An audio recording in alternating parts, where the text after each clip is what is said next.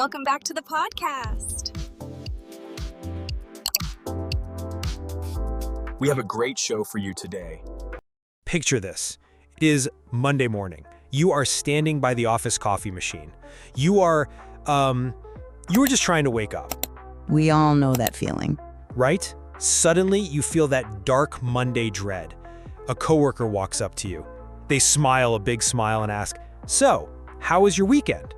Oh, the dreaded question. It is. And your brain, it goes completely blank. Nothing. Zero. Your heart beats faster. Total panic mode. Exactly. You panic. You look down at your coffee and you say the most destructive sentence in the English language. It was fine. I slept. Oh man, that is brutal. Have you ever felt that? Yeah, me too. It kills the conversation completely. It makes you feel, well, completely uninteresting. But it really does not have to be that way. High tone. Welcome to the debate. Today, we are looking at that exact Monday morning question. When we face that question, what is the best way to live our weekend? It is such an important topic. It really is. We are exploring two very different philosophies. Do we need restorative order? That means staying home, following a careful plan, and rest in your body. Right. Or do we need spontaneous adventure? That means crazy, chaotic fun that leaves you completely tired. It is the ultimate clash of lifestyles. We are looking at two very different weekend styles from our source text today. Yes, we are. On one side, we have Anna. She is the queen of the stay-at-home life. She loves rules and, quiet time. Exactly. On the other side, we have Jake. He is the king of let's go life. He loves noise, friends, and absolutely zero plans. You say chaos is fun, but I say chaos is just exhaustion. I am firmly team stay at home. I represent Anna's method. I really believe the weekend is for healing. And I come at it from a completely different way. I am team let's go. I represent Jake's wild weekends. I believe the weekend is for living. Let me start by explaining the beauty of order. The weekend absolutely needs structure. Without structure, you are not actually relaxing. You aren't? No, you are just hiding from your stress. Anna has a beautiful system. She calls her method the soft Sunday. Soft Sunday. Sounds boring. Hear me out. To get a soft Sunday, you have to work hard on Saturday. You need what she calls an adult mode afternoon. Adult mode. That sounds terrible. It is actually magic. You run errands, you do the laundry, you buy your groceries for the week. Ugh, chores. Yes, chores. You pay your bills. You do all the boring work first. You clean up your life. Why? Because when you finish those chores, your brain completely relaxes. You clear out all the worry. But that sounds exactly like Monday through Friday. Where is the fun in that? The fun comes later. You are just working more. You get a weekend to escape your boss and you just become your own boss. But because you did the work early, your evening is totally free. Your mind is free. You do not have a little voice in your head saying, "Hey, you need to wash your clothes." I guess that makes sense. Anna calls this cinema mode. You get warm blankets, you pop some popcorn, you turn the lights down low. Okay, popcorn is good. Right? You invite a few friends over, but it is calm. You are building future you. It is a deep act of self-love. You are getting ready for Monday. You are not just recovering from it. You turn your home into a sanctuary. Wait, that's a fancy word. It basically just means a super safe, comfortable place. Exactly. A super safe, comfortable place. A place completely away from the noisy world. By doing your chores, you protect your peace. You build a wall around your happiness. I am sorry, but I just don't buy that. Let me tell you why. That is not freedom. How is that not freedom? That is just an empty space. You build a wall, yes, but you lock yourself inside it. Arnaz's freedom is just the absence of work. It is just, well, nothing. I believe in positive freedom. Positive freedom? How is that different? Positive freedom is the presence of real experience. The weekend needs wild, unexpected moments. You need to feel your heartbeat. Okay. Jake's Saturday does not start with chores. It starts with one simple plan, just coffee. That is it. But then the magical weekend domino effect happens. The domino effect, like the little game pieces falling down? Yes! One piece falls and it hits the next piece. One friend joins Jake for coffee, then 2 more friends show up. And then what? Someone has a crazy idea. Hey, let's go look at a car. Hey, let's drive out of town. Suddenly, you leave the city on a whim. You do not plan it. You just surrender to the fun. You let the wind blow you around. But nobody is checking their energy. Nobody is checking their money. They just go because someone else said, let's go. Honestly, that is just peer pressure. No, it is momentum. That is the whole point. Humans want to feel alive.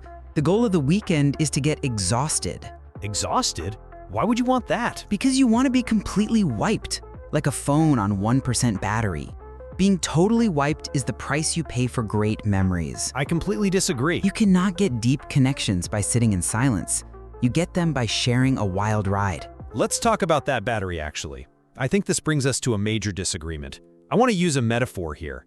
Why do we treat our weekend energy like money in a bank account? Okay, a bank account. I am listening. You have a limited amount of energy. It is exactly like money. If you spend all your energy on Saturday, you have a negative balance on Sunday. You go into debt. Debt? That is a bit dramatic. It is true. You wake up on Sunday and you are exhausted. You have no clean clothes. You have no food in the fridge.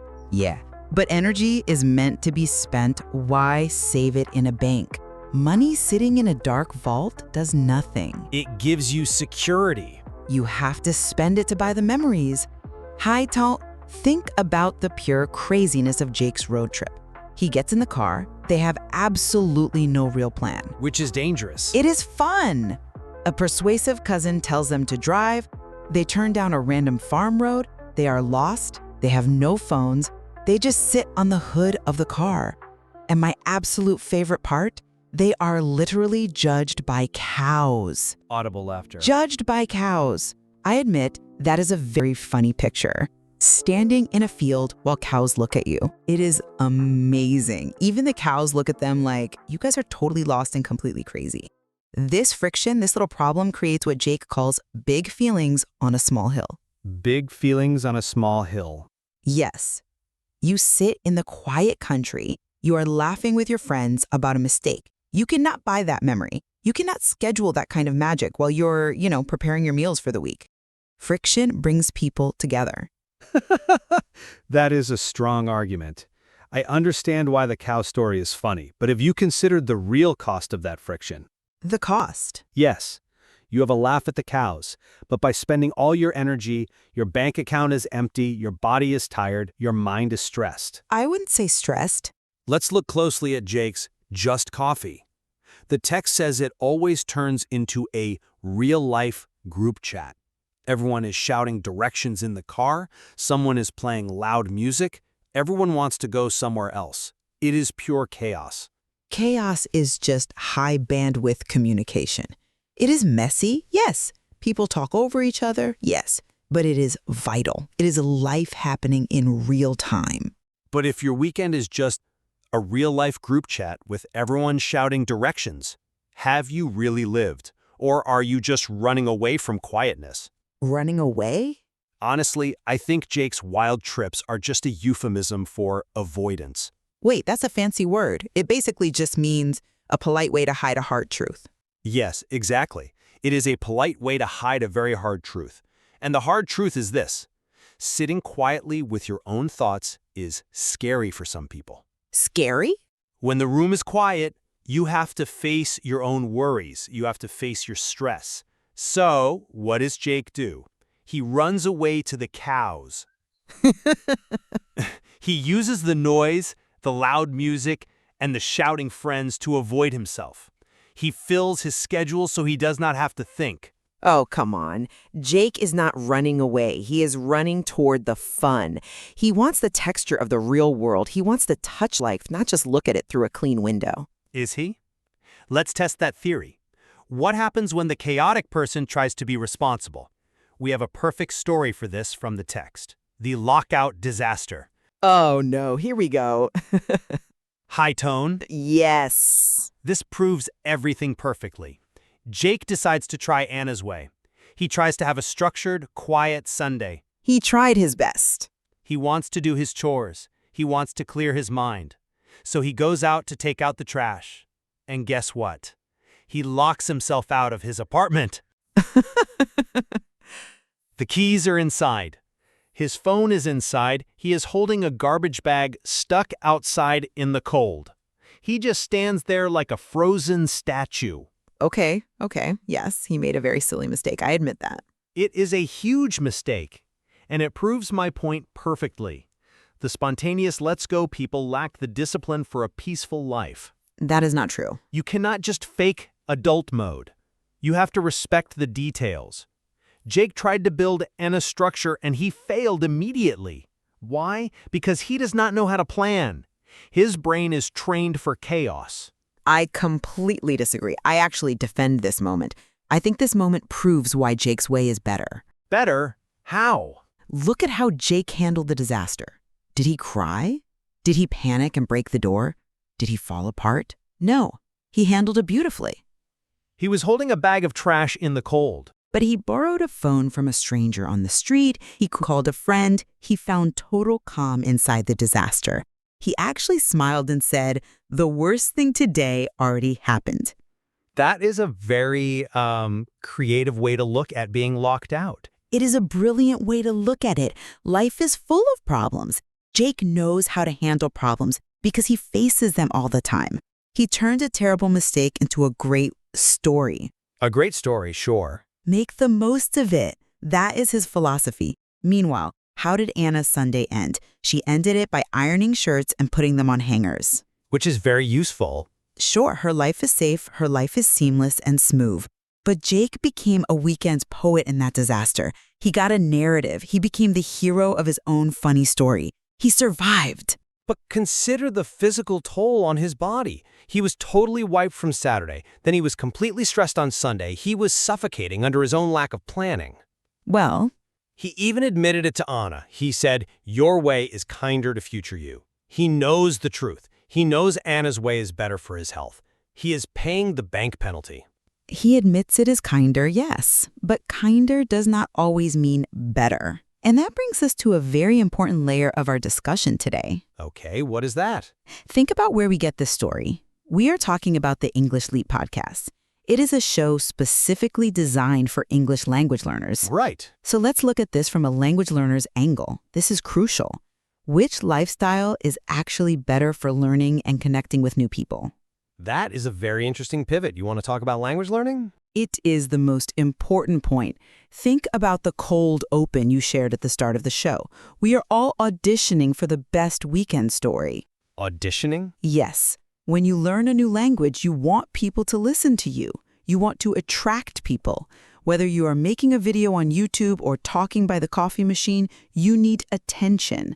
The Let's Go life gives you the vocabulary of magnetism. Magnetism? Like a magnet pulling metal in? Exactly. Words that pull people in, words that make people lean forward and listen, words like spontaneous, or doing things on a whim, or being totally wiped. I see. You win the Monday morning audition by making people laugh. You win by telling a crazy story about farm cows judging you.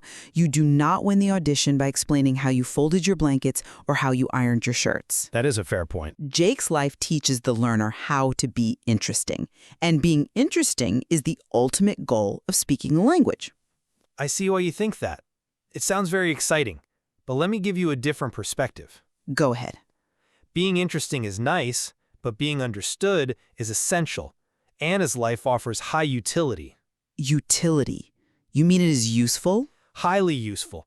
Anna gives English learners clear, daily actions. Words like meal prep, laundry, chores, groceries, errands. Boring words. These words are the bricks of daily reality. You use these words every single day of your life. For a language learner, Anna's life maps perfectly onto their own routine. You can practice her vocabulary right now in your own house. But they are boring bricks. You cannot build a great conversation with just bricks. You need paint. You need art. And being. Sometimes you do. Not always. Sometimes sharing a quiet, normal moment builds a much deeper connection. Think about Anna's friends in her cinema mode. They didn't just leave a messy house. Right, they stayed. They helped her straighten the cushions, They folded the warm blankets together. That is a beautiful, quiet form of social intimacy. Folding blankets together? Yes, the stay-at-home life models a sustainable relationship with language and with people. You do not have to perform. You do not have to be a clown to have friends. I wouldn't say a clown. You say Jake wins the Monday audition. I say Anna does not even need to audition. She is already happy. Contentment is much harder to film for a video, but it is much better to live. Happy? Sure. But maybe a little trapped inside her apartment? Even the most chaotic person hits a wall eventually, right? Exactly. You cannot live at 100% chaos forever, but you also cannot live at 100% order. Let's look at the compromise they reach at the end of the text. Ah, the 10% rule. Jake actually asks Anna for a deal. He asks for just 10% spontaneity, just coffee and a short walk, no big road trips. Yes, and I view this as a victory for order. This is the chaotic side finally realizing they need boundaries. You think so? Definitely. Jake knows he cannot survive at 100% chaos. He got locked out in the cold. He realizes that to survive as a wild person, he needs a minimum amount of organization. Well, he proposes 10% spontaneity because he is actually begging for 90% of Anna's safety. He needs her structure to survive. No. I come at it completely differently. I view this as the boring side needing a lifeline. Anna needs to touch grass. Touch grass. Get outside, breathe the fresh air, experience the real physical world.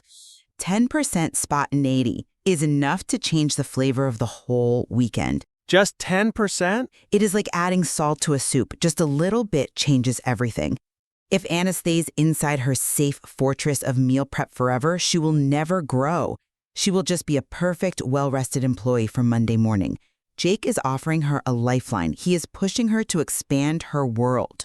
But notice the rule. Jake promises she can return to her warm blankets afterward. He respects the base. He respects the sanctuary. Because he knows she is scared, but he still pushes her to make the most of it. Look at the difference in how they live.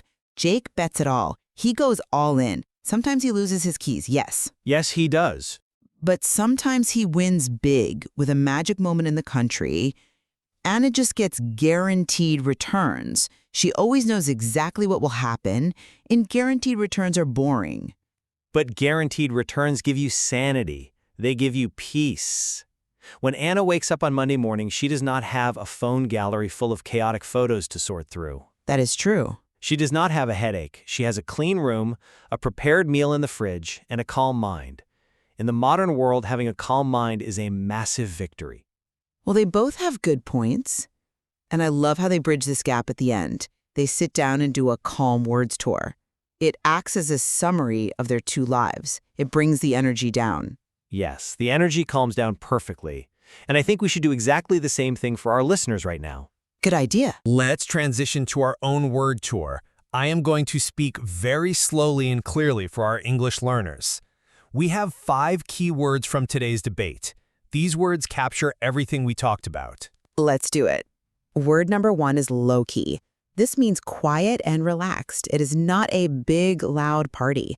This is Anna's absolute favorite way to live. A low-key night at home with popcorn, soft lights, and warm blankets. Perfect. Word number 2 is on a whim. This means doing something suddenly, without any plan. You do not think about it. You just decide to do it right now. Like Jake's crazy road trip. They drove to the farm on a whim. Word number 3 is white. This means extremely tired. You have absolutely no energy left. You are completely empty. You are like a phone with only 1% battery. Jake loves coming home wiped because it means he had a big adventure. Word number 4 is catch up on. This means doing tasks you didn't have time for earlier in the week, like Anna catching up on her laundry, her emails, and her chores on Saturday afternoon. It feels great to catch up on things. And finally, word number 5 is nostalgia. This is a warm, happy, sometimes slightly sad feeling when you remember the past. Like thinking about sitting on a car with your friends, listening to old songs and laughing until your stomach hurts. That warm feeling is nostalgia. Excellent. Those 5 words perfectly capture the 2 sides of our debate today. They give you the tools to explain your own weekend. So let's summarize where we landed. Sounds good. I argue that team stay-at-home is the best philosophy. By doing your chores and catching up on work early, you protect future you. You build a safe sanctuary, you keep your bank account full, and you enter Monday with total peace and readiness. And I argued that team let's go is the superior way to live. Yes, you take risks. Yes, you might get locked out in the cold. But you build amazing nostalgia. You chase positive freedom. You use your energy to buy memories. You make sure your weekend is an actual adventure, not just a quiet waiting room for work. We will not declare a winner today. The original text does not declare a winner either. It just asks us to think deeply about how we spend our time and how we communicate our lives to others. Exactly. We all have to choose our own flavor of the weekend. Maybe you need 90% safety. Maybe you need 90% chaos. But we will leave you with a final empowering question. Think about the cold open. Next Monday, when you are standing by that office coffee machine, Oh boy, here it comes. and your coworker walks up and asks you how your weekend was. Are you auditioning for a great story, or are you just recovering for the week? Whether you are ironing your clothes on a hanger in a quiet room or getting completely lost on a farm with judging cows, make the most of it. Thank you for listening, keep finding your words, and we will catch you next time.